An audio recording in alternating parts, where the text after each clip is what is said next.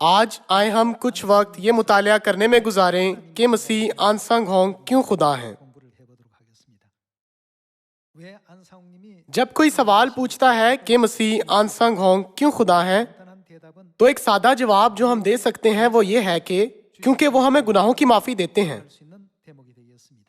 اس حقیقت کے ضمن میں کہ جو گناہوں کی معافی دیتا ہے وہ خدا ہیں۔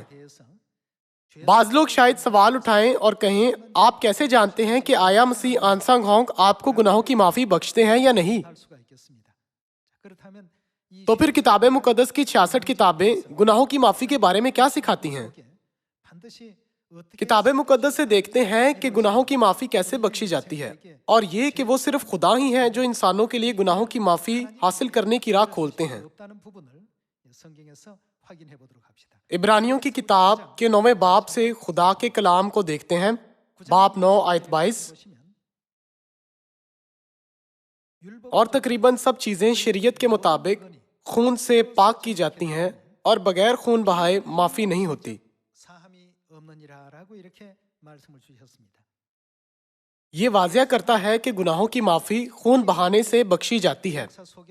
یہ بیان کرتا ہے کہ پرانے عہد نامہ کے زمانہ میں کیوں معافی جانوروں کا خون بہانے سے بخشی جاتی تھی، اور کیوں نئے عہد نامہ کے زمانہ میں سب انسانوں کے لیے ان کے گناہوں کی معافی کی راہ مسیح کے بیش قیمت خون کے وسیلہ کھولی گئی ہے، جسے ان جانوروں کے وسیلہ ظاہر کیا گیا تھا۔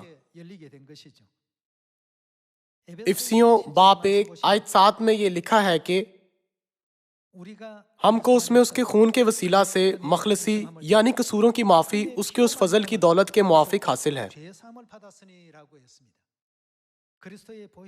کتاب مقدس ہمیں سکھاتی ہے کہ گناہوں کی معافی مسیح کے بیش قیمت خون کے وسیلہ بخشی گئی ہے۔ تو پھر کون گناہوں کی معافی دینے کے قابل ہیں؟ دیکھتے ہیں کہ آسمان پر گناہ کرنے والے اور زمین پر پھینک دیے جانے والے تمام بشر کو کون گناہوں کی معافی بخشنے کے قابل ہے۔ لوکا کی کتاب باب 5 آیت 17 دیکھتے ہیں۔ باب 5 آیت 17 میں کہا گیا ہے کہ اور ایک دن ایسا ہوا کہ وہ تعلیم دے رہا تھا اور فریسی اور شرع کے معلم وہاں بیٹھے تھے جو گلیل کے ہر گاؤں اور یہودیہ اور یروشلم سے آئے تھے، اور خداوند کی قدرت شفا بخشنے کو اس کے ساتھ تھی۔ اور دیکھو کئی مرد ایک آدمی کو جو مفلوج تھا چارپائی پر لائے اور کوشش کی کہ اسے اندر لا کر اس کے آگے رکھیں، اور جب بھیڑ کے سبب سے اس کو اندر لے جانے کی راہ نہ پائی تو کوٹھے پر چڑھ کر کھپریل میں سے اس کو کھٹولے سمیت بیچ میں یسوع کے سامنے اتار دیا۔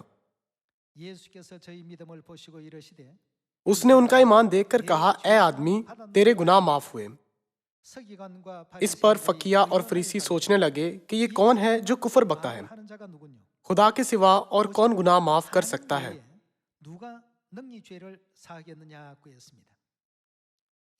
یہاں یہ کہا گیا ہے کہ خدا کے سوا کون ہے جسے گناہ معاف کرنے کا اختیار ہے۔ تاہم یسوع مسیح نے کہا، تیرے گناہ معاف ہوئے۔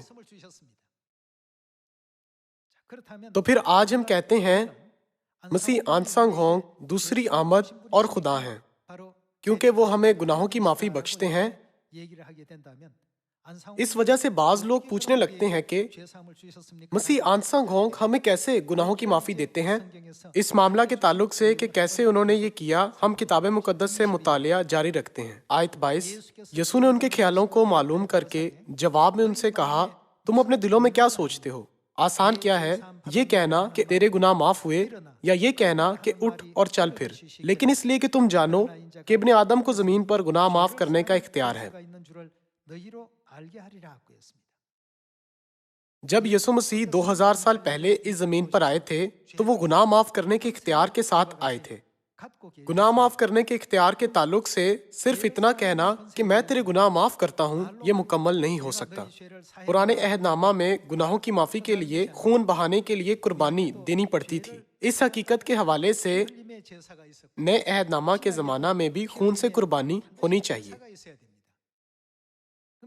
اس لیے گناہوں کی معافی قربانی سے بخشی جاتی ہے، دوسرے الفاظ میں عبادت سے۔ متی کی کتاب باب 26 آیت 17 میں اس طریقہ کو دیکھتے ہیں جسے یسوع نے قائم کیا اور جس کا وعدہ کیا تھا۔ बाब 26 आयत 17 से। और ईद फतीर के पहले दिन शागिर्दों ने यीशु के पास आकर कहा, तू कहाँ चाहता है कि हम तेरे लिए फसह खाने की तैयारी करें?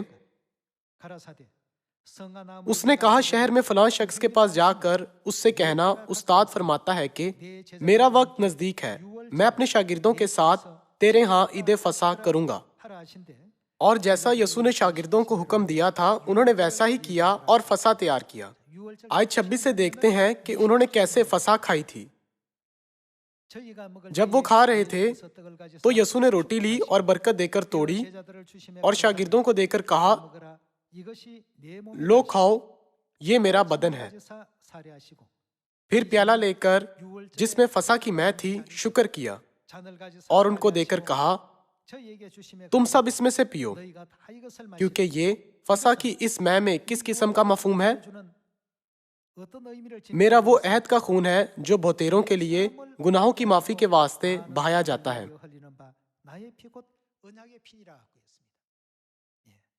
ERV किताब मुकद्दस में मत्ती बाब 26 आयत 27 से 28 में यीशु के अल्फाज कुछ यूं दर्ज हैं कि ये मैं मेरा खून है जो बहुतेरों के गुनाहों की माफी के लिए बहाया जाएगा। जो लोग ये वादा हासिल नहीं करते, यानी कि गुनाहों की माफी का फजल हासिल नहीं करते, वो अपने गुनाहों की माफी हासिल नहीं कर सकते, खा उन्होंने इस जमीन पर रास्तबाज जिंदगियां भी गुजारी हों। इससे पहले कि हम इस जमीन पर अपने सरजद गुनाहों की माफी हासिल कर सकें, हमें पहले आसमान में अपने सरजद गुनाहों के मामला को हल करना चाहिए। इसकी वजह यह हकीकत है कि हम आसमान में गुनाह करने के बाद इस जमीन पर आए हैं। क्या यही वजह नहीं कि इस मसला को हल करने के लिए यीशु ने नए अहद की सच्चाई को कायम किया है? क्योंकि ये मेरा वो अहद का खून है जो बहुतेरों के लिए गुनाहों की माफी के वास्ते बहाया जाता है। फसह की रोटी और फसह की मैं के मुतालिक बयान करते हुए यीशु ने कहा, ये बहुतेरों के गुनाहों की माफी के लिए बहाया गया है। तो फिर बनी नूं इंसान कैसे मसीह के गोश्त और खून में शरीक हो सकते हैं? इसके अलावा हम कैसे उनके बेशकीमत खून के फजल से मुलब्बस हो सकते हैं? इस बात का जवाब मालूम करने के लिए इब्रानियों की किताब के 10वें बाब से देखते हैं। हम इब्रानियों की किताब बाब 10 आयत 28 से खुदा का कलाम देखते हैं। जब मूसा की शरीयत का ना मानने वाला 2 या 3 शख्सों की गवाही से बगैर रहम किए मारा जाता है, तो ख्याल करो कि वो शख्स किस कदर ज्यादा सजा के लायक ठहरेगा, जिसने खुदा के बेटे को पामाल किया और अहद के खून को जिससे वो पाक हुआ था नापाक जाना और फजल के रूह को बेइज्जत किया। यहाँ अहद के खून का जिक्र किया गया है। मत्ती बाब 26 में फसह की मैं को अहद का खून पुकारा गया है। इन आयात से खुदा हम पर इस हकीकत को उजागर करते हैं कि लोग जिन्होंने अहद के खून को नापाक जाना और फजल की रूह को बेइज्जत किया है, सजा के लायक ठहरेंगे। वो सच्चाई जिसे खुदा ने इंसानों की माफी के लिए कायम किया था, वो नए अहद की फसह की सच्चाई है। और किताब मुकद्दस गवाही देती है, जो लोग इससे एक नापाक चीज का सा सलूक करते हैं, वो सजा के लायक ठहरेंगे। खुदा के बेशकीमत खून के फजल से मुलब्बस होने का तरीका सिर्फ उन्हें बख्शा गया है जो फसह मनाते हैं। पहला करंथियों की किताब बाब 10 आयत 16 से देखते हैं, वो बरकत का प्याला जिस पर हम बरकत चाहते हैं, क्या मसीह के खून की शराकत नहीं? वो रोटी जिसे हम तोड़ते हैं, क्या मसीह के बदन की शराकत नहीं? यहाँ एक बार फिर फसह की रोटी और फसह की मैं का जिक्र किया गया है। 17 आयत से देखते हैं, चूंकि रोटी एक ही है, इसीलिए हम जो बहुत से हैं एक बदन है, क्योंकि हम सब उसी एक रोटी में शरीक होते हैं। किताब मुकद्दस में ये आयात वाज़िया बयान करती हैं कि सच्चाई जिसके जरिए हम मसीह के साथ एक बदन बनते हैं, वो फसह की रस्म में शराकत करना है। यहाँ वो बरकत का प्याला जिस पर हम बरकत चाहते हैं, फसह की मैं को जाहिर करता है, और रोटी जो हम तोड़ते हैं वो मसीह के बदन की शराकत है, फसह की रोटी को जाहिर करती है। क्या आप मुत्तफिक नहीं हैं? नतीजतन सिर्फ वो जो फसा की रोटी और फसा की मैं में शरीक होते हैं खुदा के फजल के तहत हैं यसु मसीह के बेशकीमत खून में शरीक हो सकते हैं और सिर्फ वो जो उनके खून में शरीक होते हैं उन्हें ही खुदा से गुनाहों की माफी बख्शी जा सकती है। यसु ने साफ साफ फसा की मैं देने की वजह ये कहते हुए बयान की थी ये गुनाहों की माफी के लिए बहाया गया है। उन्होंने यकीनी तौर पर ये कहते हुए फसा की मैं का मफहूम कंधा किया ये मेरा अहद का वो खून है जो गुनाहों की माफी के वास्ते बहाया जाता है। अगर कोई पूछे कि क्या हम फसा मनाए बगैर गुनाहों की माफी हासिल कर सकते हैं तो जवाब यकीनी तौर पर ना है।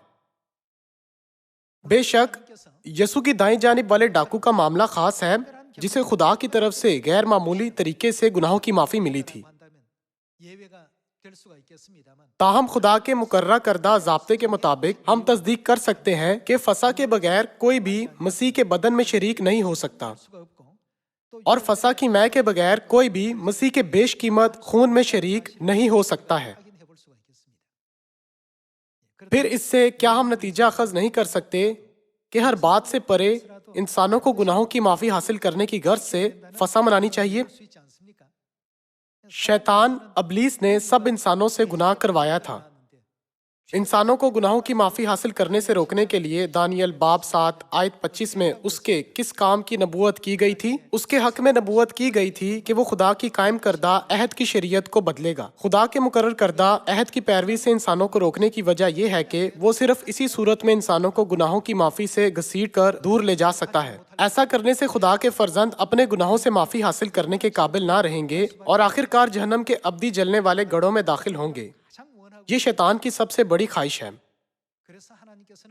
इसलिए खुदा ने हर उस शख्स को गैर मशरूत तौर पर गुनाहों की माफी देने का वादा किया था जो उनके बेशकीमत खून में शरीक होता है।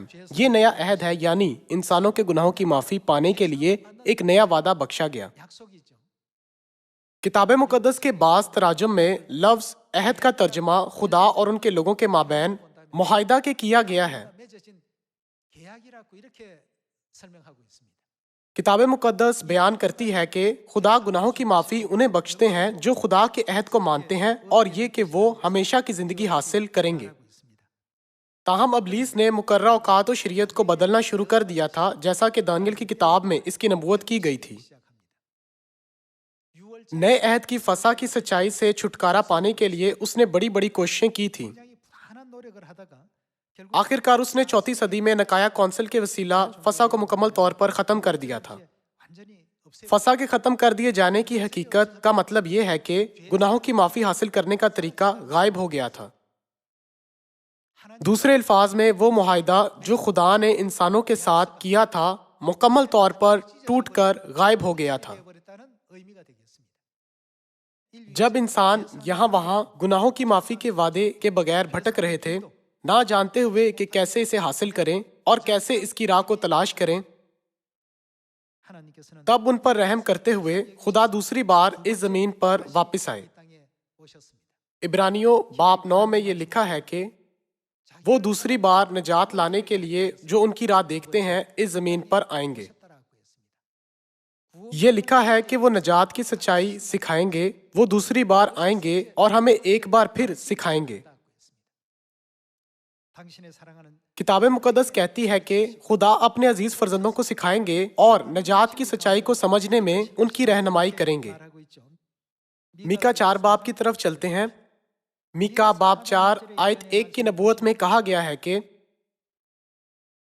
लेकिन आखिरी दिनों में यूं होगा कि खुदावंद के घर का पहाड़ पहाड़ों की चोटी पर कायम किया जाएगा और सब टीलों से बुलंद होगा और उम्मतें वहां पहुंचेंगी और बहुत सी कौमें आएंगी और कहेंगी आओ खुदावंद के पहाड़ पर चढ़ें और याकूब के खुदा के घर में दाखिल हों और वो अपनी राहें हमको बताएगा।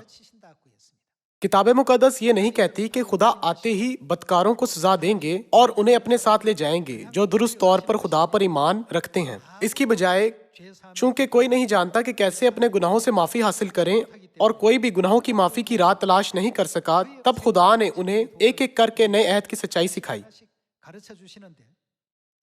सच्चाई में सबत, फसा, नया अहद, ओढ़नी जो औरतें इबादत के दौरान ओढ़ती हैं का कानून और पाँव धोने की रस्म की तालीमात मौजूद हैं।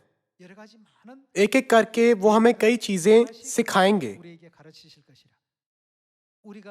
और हम उसके रास्तों पर चलेंगे, क्योंकि शरीयत सयून से और खुदावंद का कलाम यरूशलेम से सादिर होगा। उसके रास्ते जिंदगी के रास्ते हैं। इस मामला के हवाले से किताब मुकद्दस के एक दूसरे तर्जमे में लिखा है कि तब खुदा हमें अपनी जिंदगी की राह सिखाएगा और हम उसकी राहों पर चलेंगे।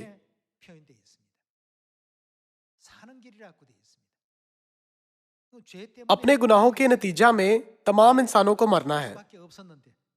मौत से बचने और जिंदा रहने का वाहिद तरीका हमारे गुनाहों से माफी हासिल करना है।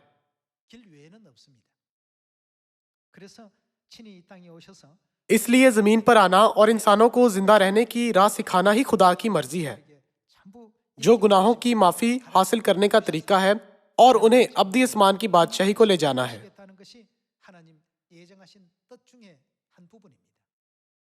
लिहाजा जो फौरी काम शैतान को करना जरूरी है वो उस सच्चाई को बर्बाद करना है जो गुनाहों की माफी देती है।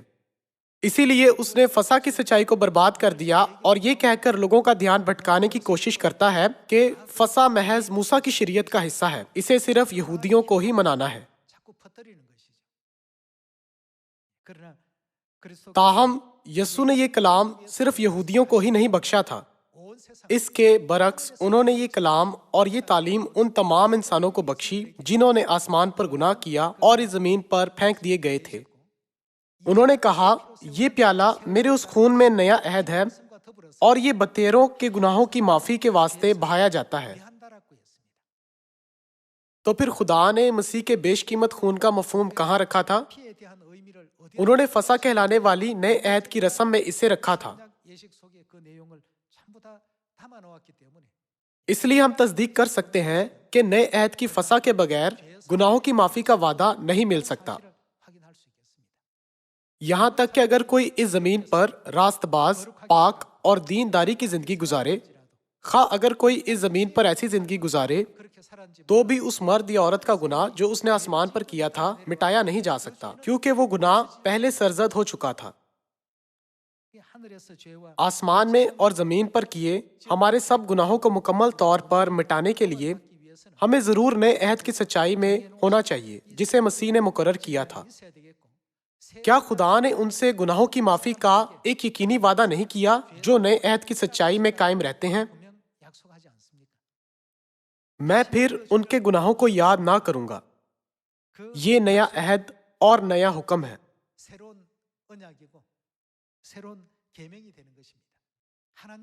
ये खुदा का वादा है, एक हुक्म जिसका खुदा ने खुद ऐलान किया था, एक अहद और एक मुआहिदा जिसे खुदा ने अपने और इंसानों के दरमियान किया है।